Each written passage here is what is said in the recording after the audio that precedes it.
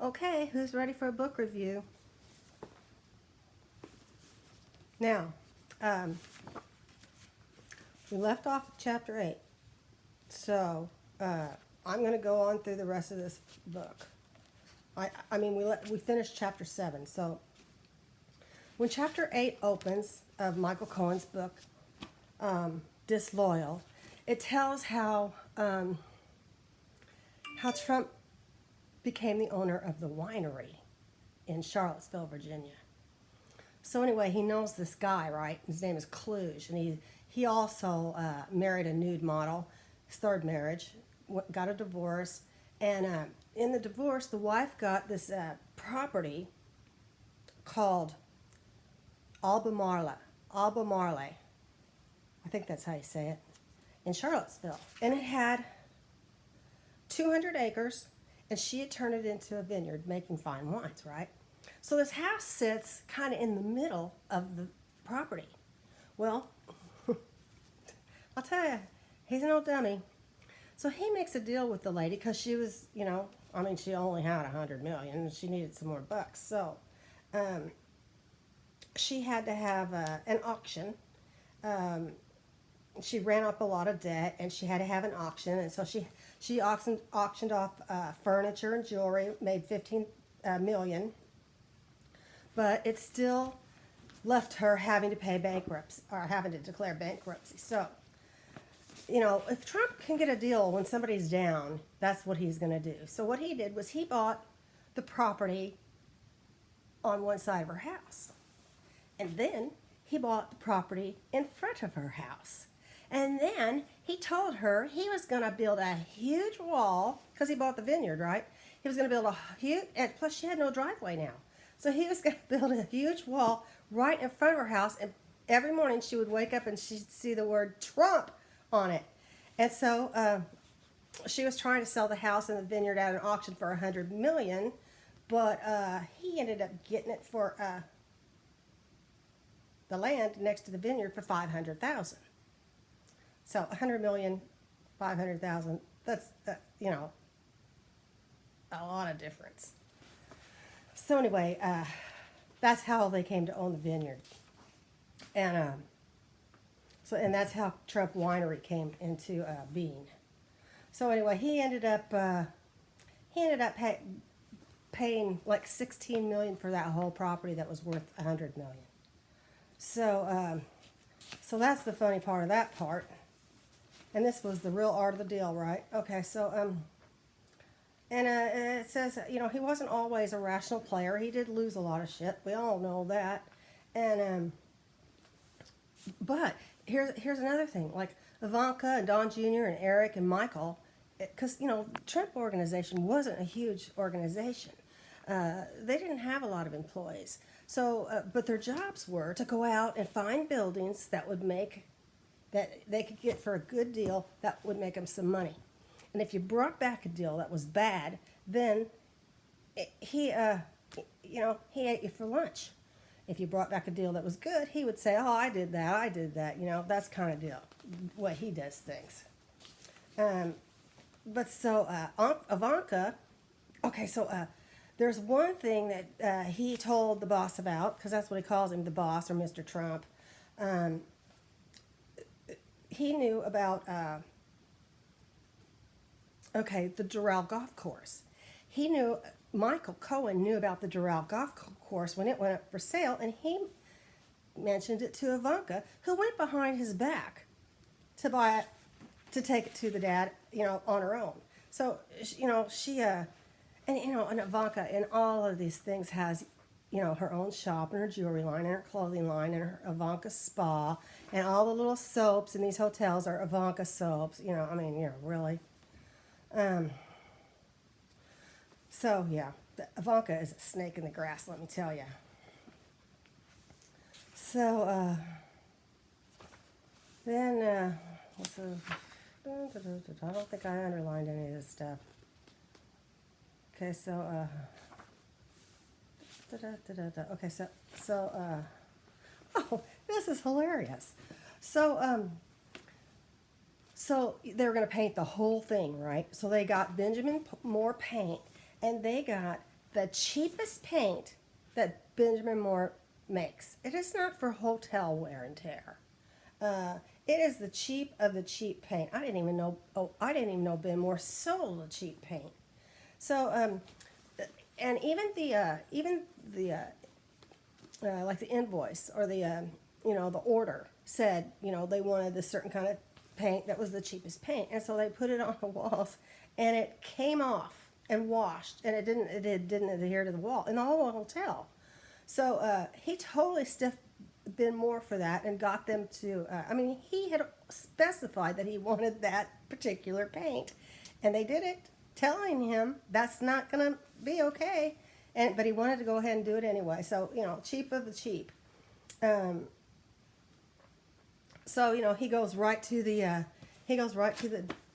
director or whatever. It's this level of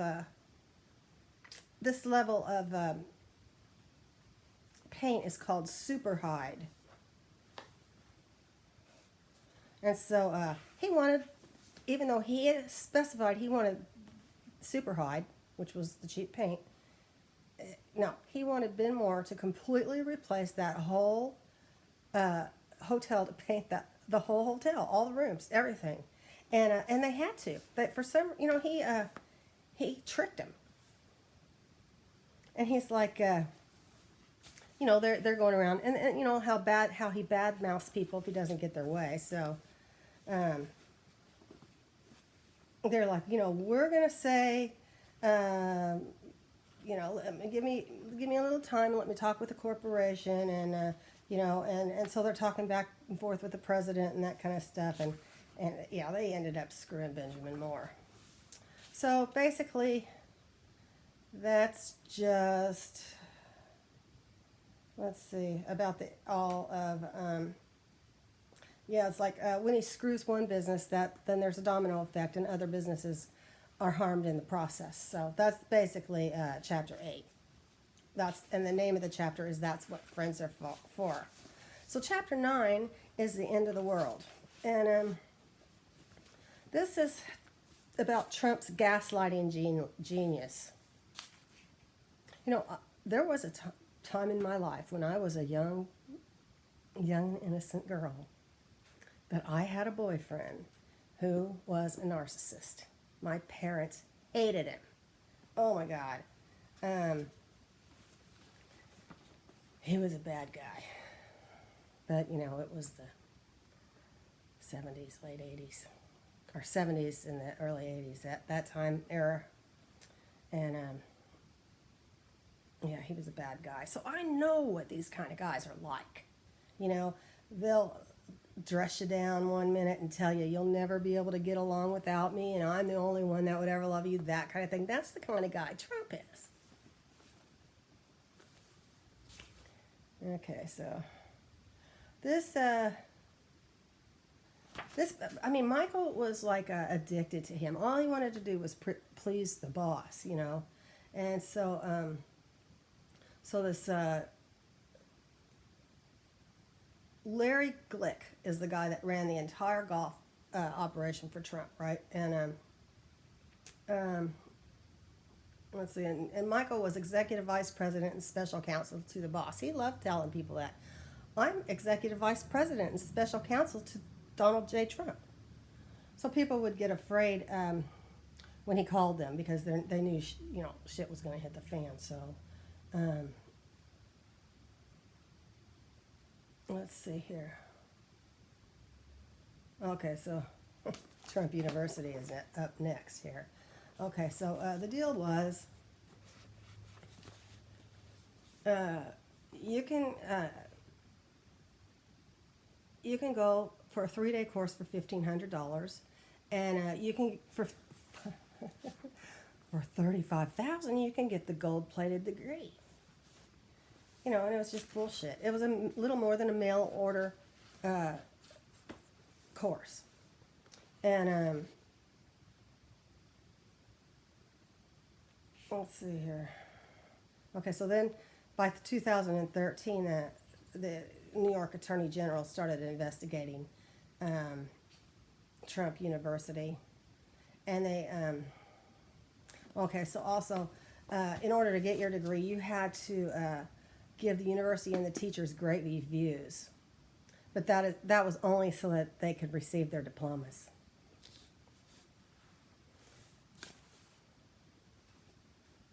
Jeez. Okay, so it says, okay, so that's about how Vladimir Putin wins his elections, you know.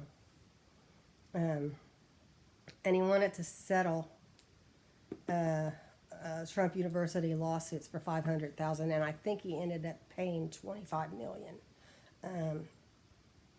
which probably wasn't enough. I don't know.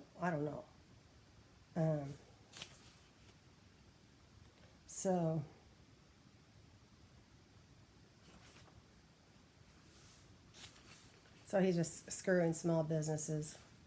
And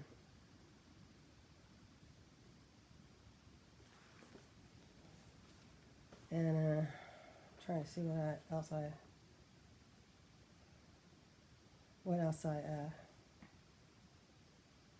see, what am I now? And I'll tell you something else Donald would do. It never failed that during dinner, Trump would call him and interrupt him and his family. When they were on vacation, the phone would ring and it would be Trump. Michael, you got to do this for me. Michael, you got to do that. I mean, the guy had no, you know, he did everything for Trump. Jeez. So,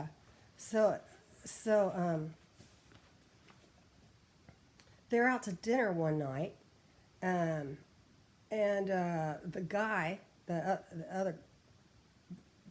man in the other couple, you know, said that he told Michael, I heard you spoke with my controller today. And so Michael's, you know, got real scared because, see, his wife hated the way he was doing business, you know, and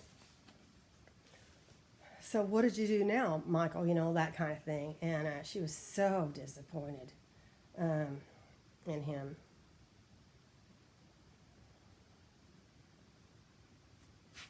Yeah, he calls Trump a fraud. Oh, so anyway, somehow Michael that day had talked to this guy's company, not knowing that this guy was the head of that company or that he had anything to do with it. But in the end, the guy says, Michael, I'm really going to enjoy this meal because you know what? It's on you. I think they were at a pretty expensive restaurant, too. Okay, so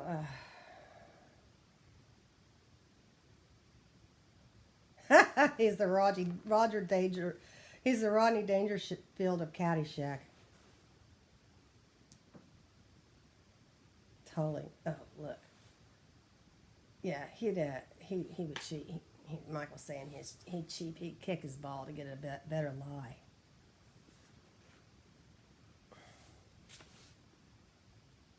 Okay, so there were like two varieties of invitations that people wanted from Trump. One was to play golf with him, and the other was an invitation to the Miss Universe pageant.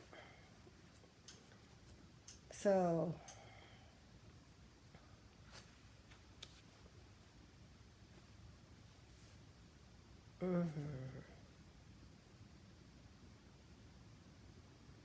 okay, so yeah, he's saying, Michael, just make sure that your wife doesn't mind you're a member of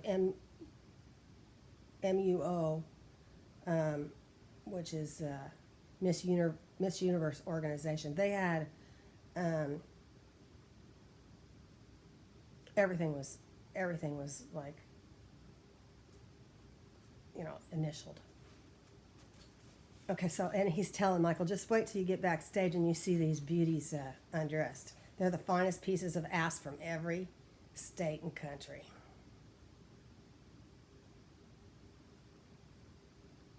Like a pair of slobbering fifth graders. Oh, and another time Michael was playing, I don't know if it's in this chapter or not, but he was playing, and you guys might have seen this on the news, because Samantha Cohen has been on MSNBC the last couple of days, and she tells the story about how one day Michael and Donald were playing golf, and Donald looked over at the tennis courts. He said, "Man, look at that! Look at that beauty! I'd sure like to get a crack at that piece of ass." And Michael said, "That's my daughter."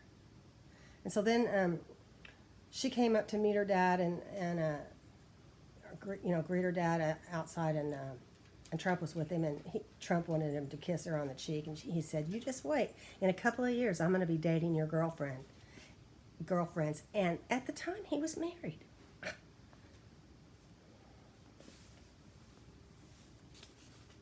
Hi, Ruby.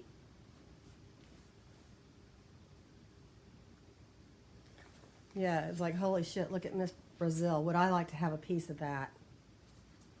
And he's married. He's just the biggest shit ass in this. So Michael's like, I like Miss Germany. Trump likes Miss Brazil.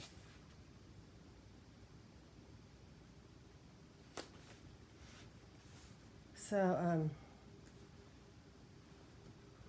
and then he says about when Trump did the thing, the what's it called, the Access Hollywood tape. Michael says, I have no doubt in my mind that he actually really did that. And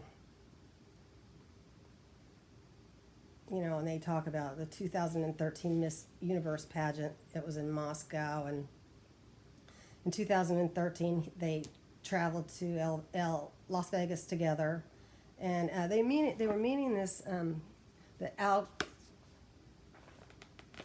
Agarovs, and the son Eamon, I think, is a hot shot rock and roll guy in Russia. So they're really, really rich oligarchs. So they checked into Trump Tower. And so Trump calls Michael to have him come up to his room, and he's just walking around in his tidy whities. God. White Hanes briefs. Jesus. Oh, this is about his hair. I know how he figures out the hair. I know how he does his hair. Okay, so he has strands of, I'm not going to read it all because I'll get in trouble, but his hair is down past his shoulders, okay? And so what he does is he flips it all up, and then he does that thing, that he flips it all up this way, and then he flips it back. Michael calls it a flip flop flap.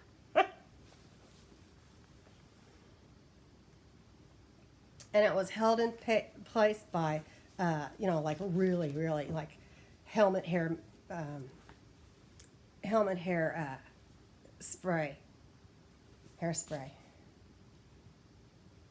And the reason that he does that, he's going bald, but obviously he's going bald, or he wouldn't have gone around and tried to get hair transplants. But I think it was Ivana's, his first wife's plastic surgeon, and she set him up with him, and so he went to get a hair transplant, and his hair transplant left a whole bunch of scars.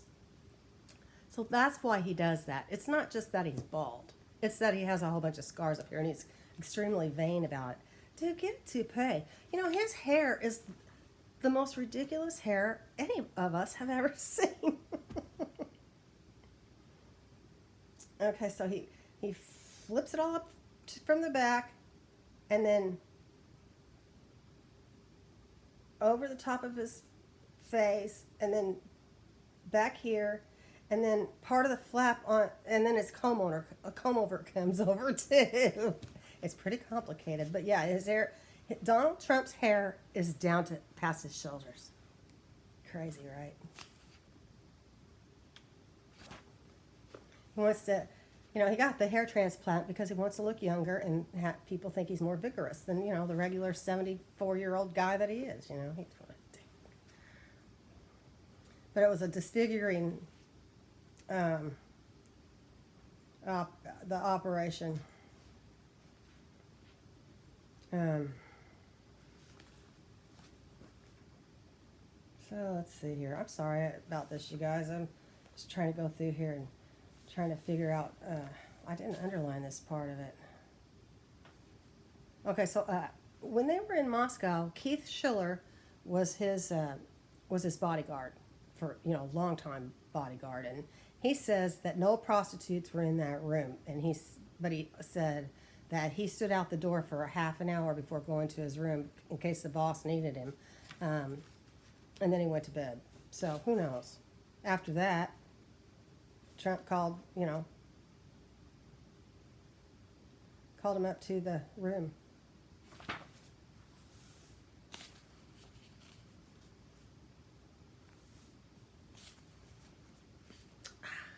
Okay, so he meets this girl.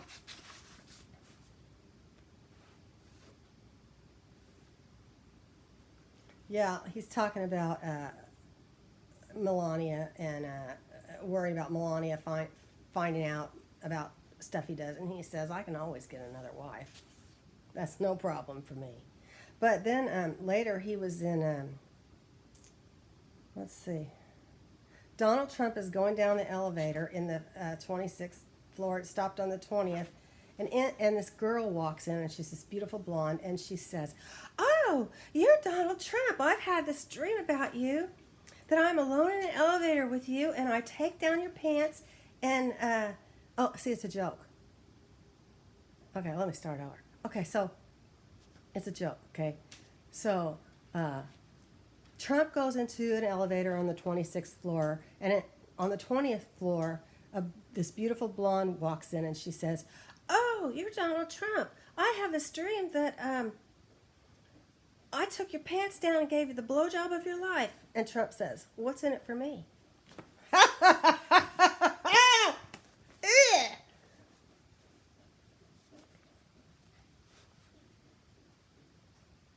Okay, so Michael told him that joke, and Trump says, is that a real joke?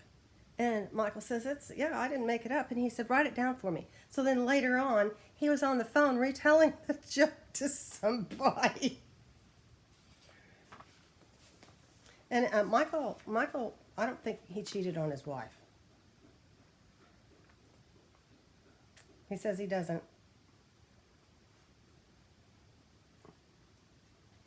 Yeah, then this is back when Trump says, look at that piece of ass about Samantha on the tennis court. He said Michael just went cold because he saw it was his daughter, his 15-year-old daughter.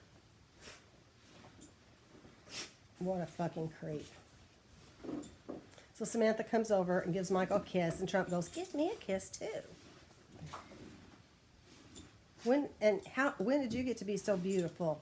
And then I'm gonna be dating your girlfriends.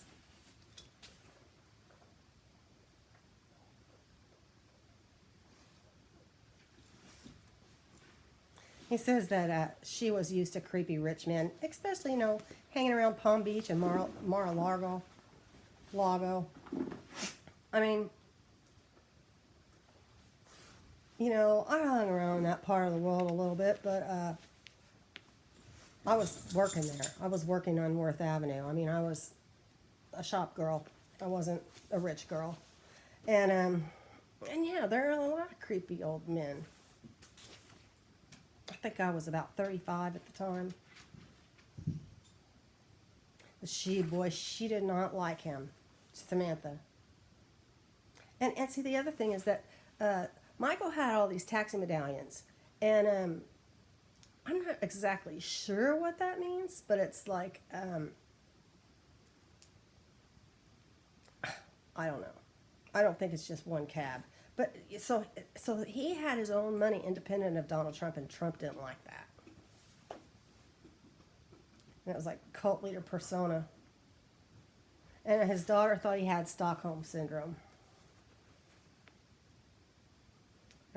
He says she was 15 years old and had Trump all figured out. Hey, there's Murphy. Murph! What you doing, Murphy? I know you can't see her because of the light. So,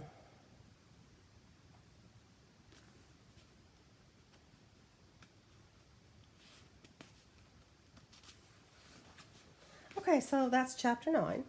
Chapter 10, how to fix a pole. I guess I didn't underline this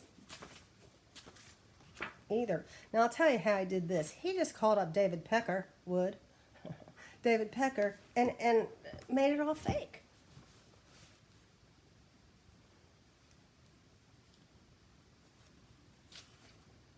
Yeah. He just made it all fake. Or he'd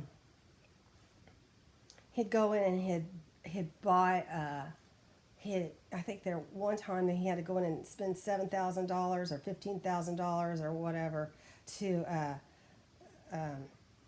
go in and have I guess maybe it was even a computer poll or whatever to get him into the top 10 of a competition that was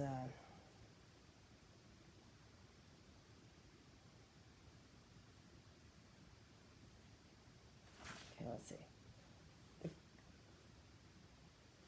Okay, so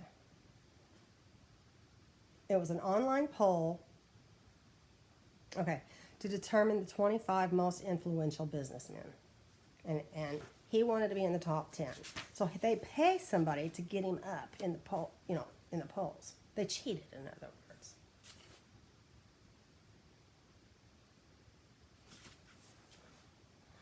Let's see. So what they do is they change the algorithms, basically. Okay. Yeah, $7,500. And I don't think he paid him, of course, because they were at number 29 and climbing. So I guess there was 100 people, 100 businessmen in the competition, and the top. The goal was to be in the top 25, and Trump's goal was to be in the top 10. So they cheated to get there, of course. So then.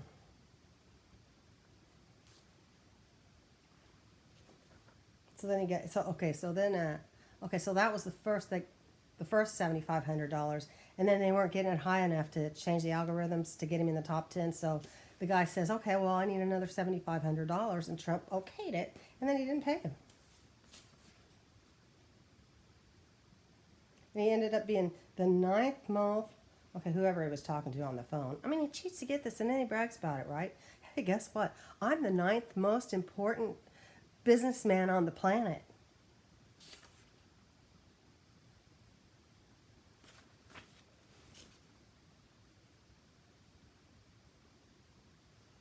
Oh, T. Boone Pickens was in that too, and I think he cheated. I used to think I had a good feeling about him, but apparently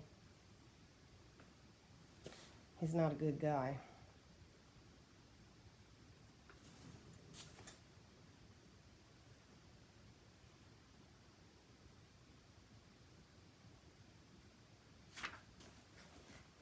Let's see here. Yeah, if something didn't work out to Trump's satisfaction, he'd drop the whole thing, the whole project, and go off in another direction in a rage. But they did not pay that guy that $15,000. And he even went to Alan Weisberg to try to get it, but he wouldn't give it to him. It wouldn't have surprised me if Michael paid it out of his own pocket, because he says he'd pay the guy eventually.